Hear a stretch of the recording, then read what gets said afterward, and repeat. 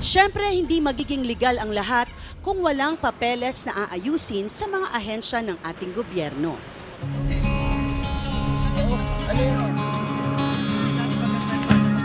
Ako ang kanilang wedding coordinator at ngayon kailangan natin i-process ang kanilang birth certificate at saka Senomar. Kaya nandito tayo ngayon sa East Avenue. Hindi lahat ng mga couple madaling nagpa-process yung mga documents nila pagdating sa mga pagpa-file ng marriage license. Dito po kami sa PSA.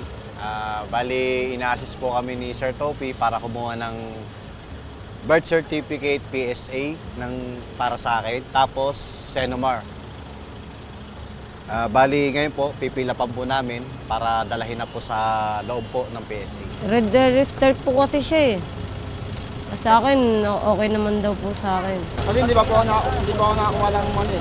Convert ko dati. Register na lang daw po. Hindi ko na po talaga inisip na mahirapan kami kumuha ng requirements namin. Yun. Papasalamat talaga ako sa inyo. Matapos nating tulungan sila na ma-request at kumuha ng kanilang birth certificate at Senomar, ay samahan natin sila sa Office of the Civil Registry ng Mandaluyong para sa kanilang pagpa-file ng license at pag-process ng Article 34. Attorney, ano po ba yung Article 34? Ayon sa batas, ang sino man pong magpapakasal, babae at lalaki, kinakailangan pong kumuha ng marriage license.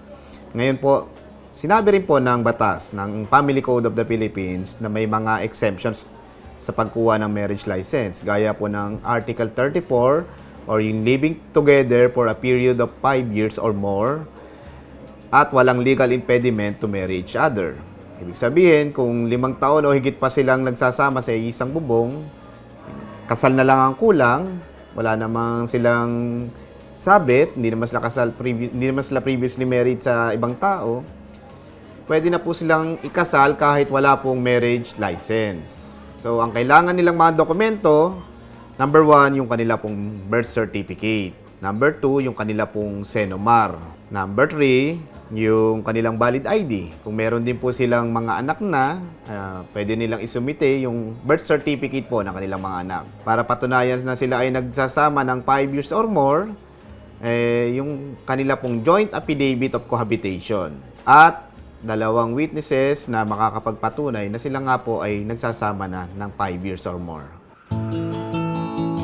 Ang ating Kupang Antipolo, Bacoor, Cavite at Tatalon, Quezon City ay Article 34 at sila Nelson at Jocelyn naman ay dumaan sa marriage license. Ayun, okay na! Approve na lahat! Ceremony na lang ang kulang! Teka, wala pa yung wedding dress!